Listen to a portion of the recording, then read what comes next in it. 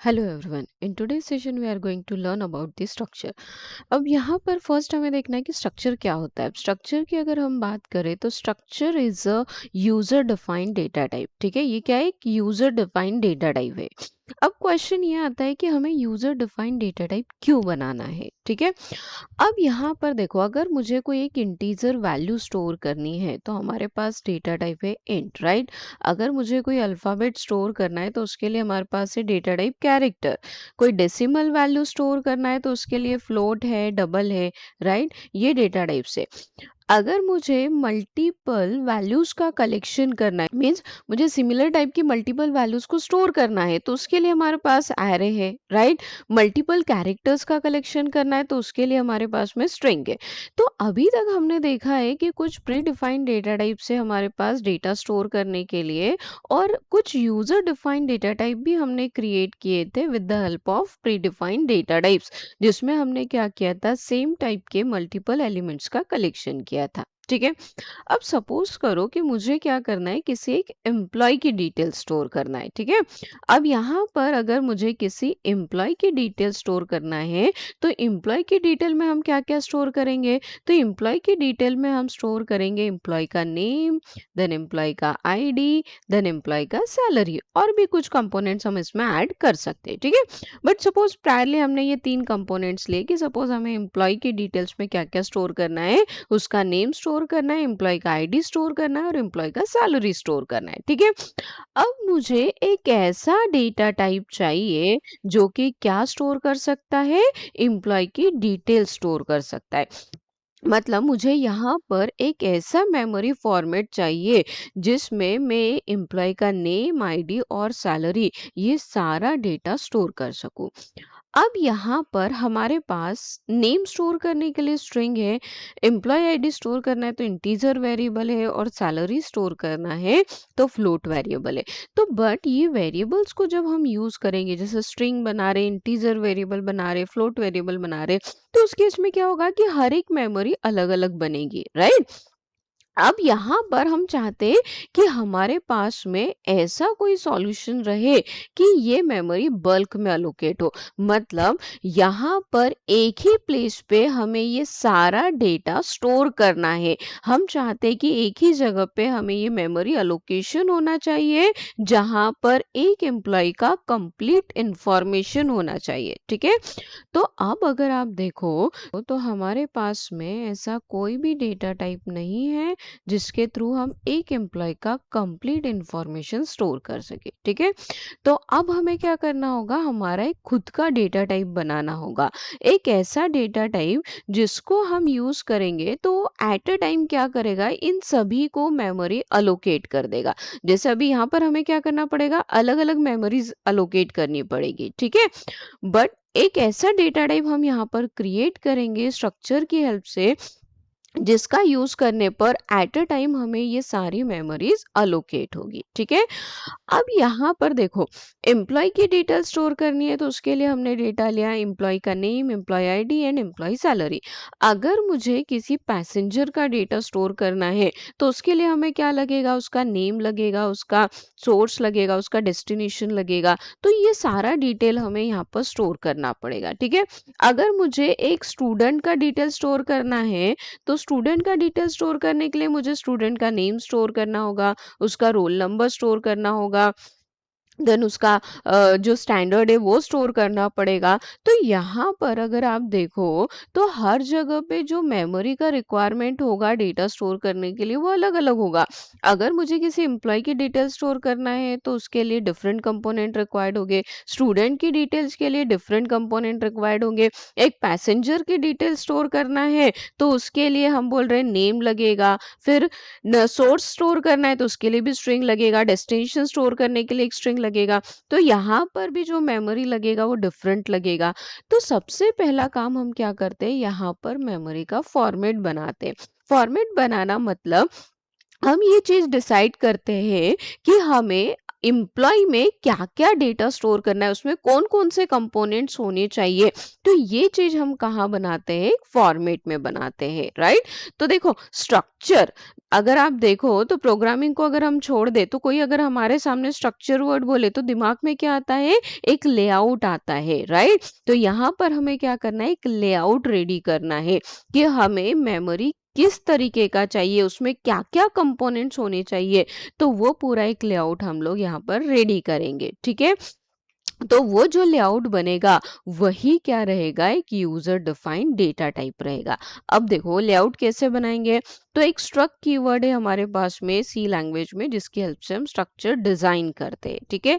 तो यहाँ पर हम लिखेंगे स्ट्रक्ट, देन यहाँ पर जैसे मुझे एम्प्लॉय के लिए बनाना है तो मैं यहाँ पर इसको नाम दे दूंगी एम्प्लॉय, राइट? अब एम्प्लॉय नेम देने के बाद यहाँ पर मैं क्या करूंगी? वो कंपोनेंट्स मेंशन करूंगी जो मुझे मेमोरी में चाहिए। जैसे एक एम्प्लॉय की डिटेल स्टोर करना है तो नेम के लिए एक स्ट्रिंग चाहिए होगा, एम्प्लॉय आईडी के लिए एक इंटीजर वेरिएबल चाहिए होगा, सैलरी के लिए एक फ्लोट वेरिएबल चाहिए होगा, ठीक है? तो यहाँ पर मैं क्या करूंगी? नेम के लिए बना दूंगी एक स्ट्रिंग। तो सपोज हमने नेम के लिए बना दिया 20 कैरेक्टर का एक स्ट्रिंग, राइट? देन फिर हम क्या करेंगे? एम्प्लॉय आईडी के लिए बना देंगे एक इंटीजर वेरिएबल। तो इंटीजर वेरिएबल बना दिया। सैलरी के लिए हम बना देंगे एक फ्लोट वेरिएबल। तो ये मैंने एक फ्लोट वेरिएबल बना दिया। देन यहाँ पर हम दे देंगे एक सेमीकोलन, राइट? तो अभी हमने क्या किया? एक फॉर्मेट रेडी किया है कि हमें मेमोरी में क्या क्या कंपोनेंट्स चाहिए, राइट? तो वो फॉर्मेट हमने यहाँ पर बनाया। अब ये क्या बन गया? हमारा एक यूजर डिफाइंड डेटा टाइप बन गया, ठीक है? जब हम इस डेटा टाइप को यानी स्ट्रक्ट एम्प्लॉय एक्चुअली हमारा एक यूजर डिफाइंड डेटा टाइप है। अब जब भी हम इसे यूज करेंगे तो ये मेमोरी में क्या क्या अलोकेट करेगा? तो एक स्ट्रिंग अलोकेट करेगा, एक इंटीजर वेरिएबल अलोकेट करेगा और एक फ्लोट वेरिएबल अलोकेट करेगा, ठीक है? तो अभी सिर्फ हमने क्या किया? एक लेआउट रेडी किया, एक फॉर्मेट रेडी किया है, एक स्ट्रक्चर बनाया है जैसा हमें मेमोरी चाहिए उस फॉर्म में। जैसे इंटीजर में 2 बाइट मेमोरी अलोकेट होता है, फ्लोट में 4 बाइट मेमोरी एलोकेट होता है।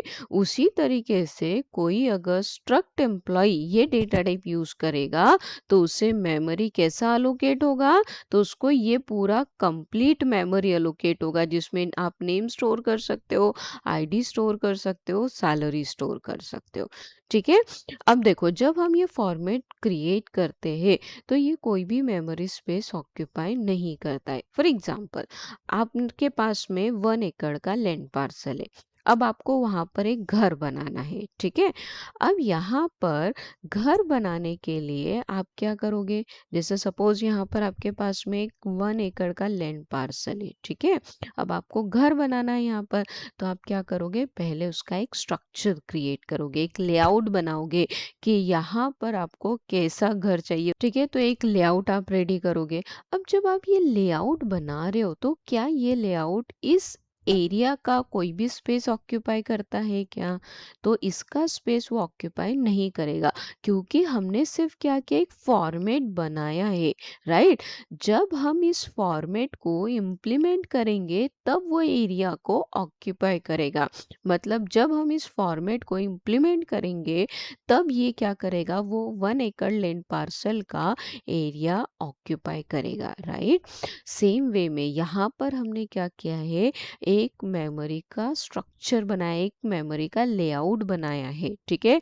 तो ये कोई भी स्पेस ऑक्यूपाई नहीं करेगा। ये स्पेस ऑक्यूपाई कब करेगा?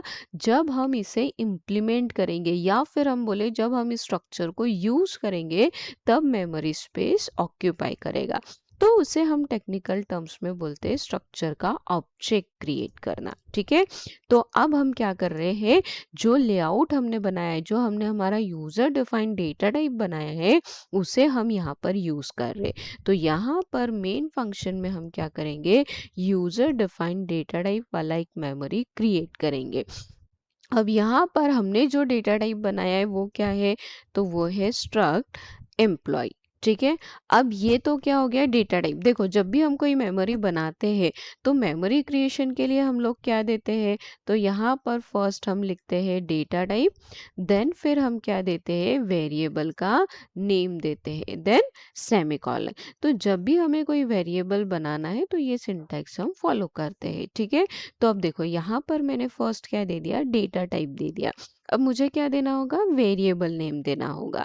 तो यहाँ पर आप वेरिएबल नेम बोलो तो भी चलेगा, ऑब्जेक्ट नेम बोलो तो भी चलेगा, ठीक है। तो मैंने यहाँ पर वेरिएबल को नेम दे दिया ओबीजे, ठीक है। इसको हम ऑब्जेक्ट बोलते हैं इसलिए इसको नाम मैंने दिया है ओबीजे, आप कोई और नाम भी इसे दे सकते हो, ठीक है। अब यहाँ पर ये क्या बन गया, एक ऑब्जेक्ट बन गया।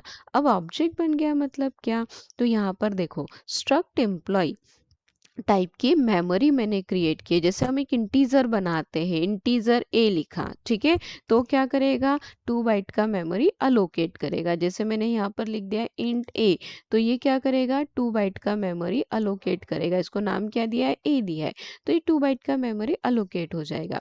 अब ये हमने किस टाइप का मेमोरी बनाया है, स्ट्रक्ट एम्प्लॉय टाइप का मेमोरी बनाया है। तो यहाँ पर ये एक मेमोरी क्रिएट होगा स्ट्रक्चर टाइप का, स्ट्रक्ट टाइप का, राइट। अब यहाँ पर इसको नाम हमने क्या दिया है, ओबीजे, तो इसको नेम अलोकेट होगा ओबीजे। अब जैसे ये 2 बाइट का मेमोरी अलोकेट हुआ है, वैसे ये मेमोरी अलोकेशन किस किस के लिए होगा, तो यहाँ पर जब ऑब्जेक्ट बनेगा तो ऑब्जेक्ट में एक नेम रहेगा, एक एम्प्लॉय आईडी रहेगा और एक सैलरी रहेगा, ठीक है। तो ये स्ट्रक्ट एम्प्लॉय डेटा टाइप में जब यूज़ करूँगी तो एक बार में मुझे ये पूरा मेमोरी अलोकेट होगा, ठीक है।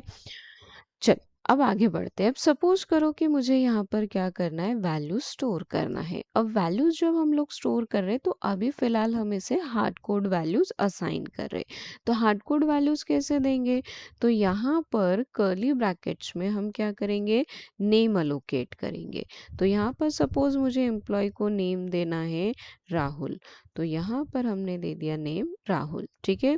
उसके बाद सेकंड हमें देना है एम्प्लॉय आईडी, तो सपोज एम्प्लॉय आईडी दे दिया मैंने 101, राइट। और यहाँ पर मुझे सैलरी देना है, तो सैलरी मैंने दे दिया 20,000, राइट। तो यहाँ पर मैंने क्या किया, इस ऑब्जेक्ट को एक हार्ड कोड वैल्यू असाइन की। तो अब नेम क्या दिया है मैंने, राहुल, तो यहाँ पर राहुल नेम जो है ये स्टोर हो जाएगा, राइट। देन यहाँ पर एम्प्लॉय आईडी कितना दिया हमने, 101, तो 101 स्टोर हो जाएगा। सैलरी दिया है 20,000, तो ये 20,000 जो है वो यहाँ पर स्टोर हो जाएगा, ठीक है। तो इस तरीके से क्या होगा, इस ऑब्जेक्ट में ये डेटा स्टोर होगा। तो अब देखो यहाँ पर हमने क्या किया था, एक लेआउट बनाया था, एक स्ट्रक्चर बनाया था और यहाँ पर उसे हमने यूज किया, राइट। तो यहाँ पर ये कोई मेमोरी स्पेस ऑक्यूपाई नहीं करेगा, बट जब हम उसे इम्प्लीमेंट करेंगे, जब हम उसे यूज़ करेंगे, इट मीन्स जब हम इस स्ट्रक्चर का ऑब्जेक्ट क्रिएट करेंगे तो ये मेमोरी स्पेस ऑक्यूपाई करेगा। अब जैसे इंट डेटा टाइप क्या करता है, 2 बाइट मेमोरी अलोकेट करता है, वैसे ही स्ट्रक्ट एम्प्लॉय कितना मेमोरी अलोकेट करेगा, 28 बाइट मेमोरी स्पेस अलोकेट करेगा। अब 28 बाइट कैसे, तो देखो 20 बाइट का स्ट्रिंग, 4 बाइट का इंटीजर वेरिएबल और 4 बाइट का फ्लोट वेरिएबल। एक्चुअली ये 32 बिट कंपाइलर है, तो यहाँ पर इंटीजर कितने बाइट का बनेगा, 4 बाइट का बनेगा। तो इसलिए ये जो टोटल मेमोरी एलोकेशन होगा ये कितने बाइट्स का होगा, 28 बाइट्स का होगा, ठीक है। अब सपोज हमें ये जो डेटा है उसे प्रिंट करके देखना है, तो वो कैसे करेंगे हम, तो यहाँ पर प्रिंट करने के लिए हम यूज़ करेंगे printf फंक्शन। अब हमें फर्स्ट प्रिंट करना है नेम, तो नेम प्रिंट करना है यानी एक स्ट्रिंग प्रिंट करना है, तो स्ट्रिंग का स्पेसिफायर, राइट। अगला वैल्यू हमें न्यू लाइन पे चाहिए इसलिए /n। फिर हमें उसके बाद प्रिंट करना है एम्प्लॉय का आईडी, तो एम्प्लॉय का आईडी एक इंटीजर वेरिएबल है इसलिए इंटीजर का specifier. Then again next salary हमें न्यू लाइन पे चाहिए, तो फिर से हमने दे दिया /n। तो अब अगला हमें प्रिंट करना है सैलरी। अब सैलरी जो है वो फ्लोट टाइप का है, इसलिए यहाँ पर हम दे देंगे फ्लोट स्पेसिफायर, ठीक है। अब फर्स्ट स्पेसिफायर जो है उसकी प्लेस पे किसका वैल्यू रिप्लेस होना चाहिए, ये नेम का। तो अब ये नेम कहाँ प्रेजेंट है, ऑब्जेक्ट के अंदर प्रेजेंट है, तो उसको एक्सेस कैसे करेंगे, तो यहाँ हम लिखेंगे ओबीजे डॉट नेम, राइट। तो ओबीजे के अंदर ये नेम है, तो इसके लिए हम लिखेंगे क्या, ओबीजे डॉट नेम, तो ये नेम एक्सेसिबल होगा, ठीक है। सेकेंड स्पेसिफायर की प्लेस पे क्या वैल्यू प्रिंट करना है, एम्प्लॉय आईडी, तो यहाँ पर हम लिखेंगे obj.eid, राइट। तो देखो ऑब्जेक्ट के अंदर eid है तो ये एक्सेस हो जाएगा। देन फिर हमें प्रिंट करना है सैलरी, तो उसके लिए हम यहाँ लिखेंगे obj.sal। तो इससे क्या होगा, सैलरी कंसोल पे प्रिंट हो जाएगा। ठीक है, तो अब यहाँ पर हमने क्या क्या काम किया है, तो यहाँ पहले स्ट्रक्चर हमने बनाया, यानी हमें जैसा मेमोरी चाहिए, जो जो कंपोनेंट्स चाहिए वो यहाँ पर हमने स्ट्रक्चर में मेंशन किए, राइट। तो यहाँ पर एक हमने लेआउट रेडी किया, एक स्ट्रक्चर रेडी किया, देन फिर उसे हमने यहाँ पर यूज़ किया। मीन्स हमने यहाँ पर क्या किया, हमारा खुद का एक user defined data type create किया है, देन उसे यहाँ पर हमने यूज़ किया है। ठीक है, अब देखो यहाँ पर जो हमने कलेक्शन किया है, वो जो कलेक्शन है वो अलग अलग टाइप के एलिमेंट्स का है। पहले एक स्ट्रिंग बनाया, एक इंटीजर वेरिएबल बनाया, उसके बाद फ्लोट वेरिएबल बनाया।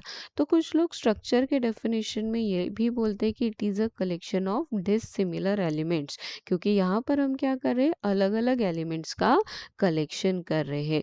तो स्ट्रक्चर एक यूज़र डिफाइंड डेटा टाइप है जिसमें हम लोग क्या करते हैं, डिसिमिलर एलिमेंट्स का कलेक्शन करते हैं। तो चलो अब जो प्रोग्राम हमने लिखा है उसको एक बार एग्जीक्यूट करके देखते हैं और आउटपुट चेक करते हैं। ठीक है, तो ये देखो नेम में मिल गया राहुल, एम्प्लॉय आईडी मिला 101 और सैलरी मिल गया 20,000। तो इस तरीके से ये स्ट्रक्चर जो है ये काम करता है। अब नेक्स्ट सेशन में हम लोग डिस्कस करेंगे कि अगर हमें यूज़र से इनपुट लेना है तो वो हम कैसे लेंगे। जैसे ये हमने हार्ड कोड वैल्यूज़ किए, तो नेक्स्ट सेशन में हम देखेंगे कि इनपुट यूज़र से कैसे लेना है, उसे मेमोरी में कैसे स्टोर करना है और उसे कैसे डिस्प्ले करना है। आई होप यहाँ तक के सारे पॉइंट्स सभी को क्लियर हो गए। In case if you have any doubt then please write in a comment section. Thank you.